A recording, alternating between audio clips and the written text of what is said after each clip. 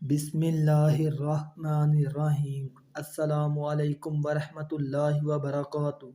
حضرت ابراہیم علیہ السلام کا ذکر قرآن مجید میں 86 جگہ پر آیا ہے۔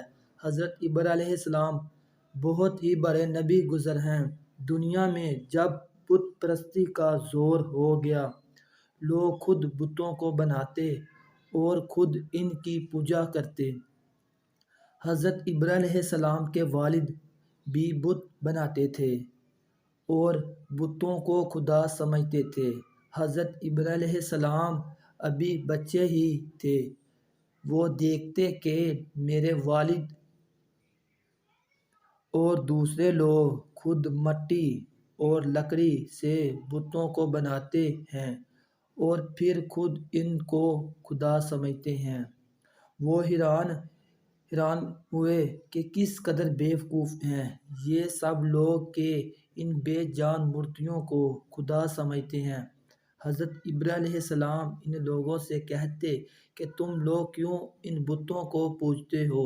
یہ تمہیں نہ تو کوئی نفع دے سکتے ہیں اور نہ نقصان۔ مگر وہ جواب دیتے کہ جو ہمارے باپ دادا کرتے ہیں وہی ہم کر رہے ہیں۔ ایک روز ان لوگوں کا شہر سے باہر کوئی میلہ ہوا۔ سب لوگ اس میلے میں شریک ہونے شہر چلے گئے۔ حضرت ابراہیم علیہ السلام اس میلے میں نہیں گئے۔ ان کے پیچھے حضرت ابراہیم علیہ السلام ملک کے بڑے بت خانے میں گئے اور وہاں کے بتوں کو توڑ ڈالا، سوائے ایک سب سے بڑے بت کے۔ اور کلہاڑی جس سے سب بتوں کو توڑا تھا وہ اس بڑے بت کے کندھے پر رکھ دی، جس سے یہ معلوم ہوتا ہے کہ یہ سب بت اس نے توڑے ہیں۔ لوگ جب واپس آئے اور انہوں نے بتوں کی درگت دیکھی کہ کسی کا سر نہیں ہے تو کسی کا پیر نہیں ہے تو بہت غصے ہوئے کہ یہ سب حرکت کس نے کی ہے۔ سب نے شبہ حضرت ابراہیم علیہ السلام پر کیا کہ وہی بتوں کو برا کہتے تھے اور میلے میں بھی نہیں گئے تھے۔ آخر ان کو بلا کر پوچھا کہ یہ بت کس نے توڑے ہیں؟ حضرت ابراہیم علیہ السلام نے جواب دیا کہ مجھ سے پوچھنے کے بجائے اپنے خداؤں سے کیوں نہیں پوچھتے جن کی تم عبادت کرتے ہو؟ ان کو کس نے توڑا ہے وہ خود بتا دیں گے۔ ان لوگوں نے جواب دیا کہ آپ کو معلوم ہے کہ یہ بول نہیں سکتے۔ حضرت ابراہیم علیہ السلام نے کہا کہ پھر تم ایسے بیکار خدا کی پوجا کرتے ہو۔ حضرت ابراہیم علیہ السلام نے کہا کہ دیکھو کلہاڑی بڑے بت کے کندھے پر رکھی ہے، یہ کام اسی کا معلوم ہوتا ہے، اس سے پوچھو۔ یہ لوگ بہت سخت ناراض ہوئے اور ان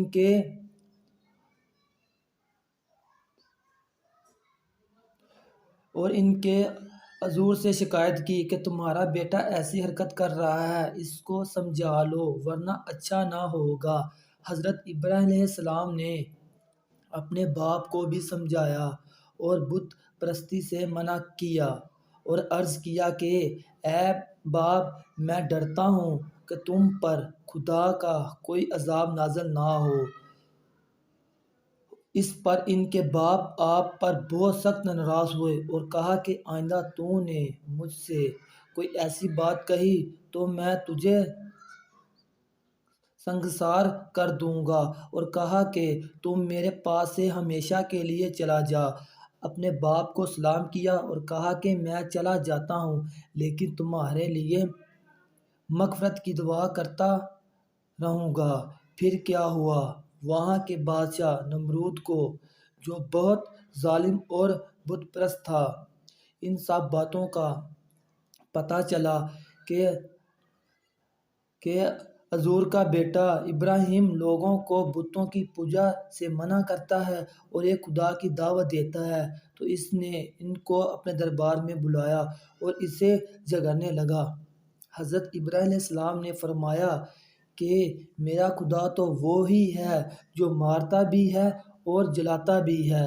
تو نمرود نے کہا ہاں، میں بھی مار سکتا ہوں اور جلا سکتا ہوں۔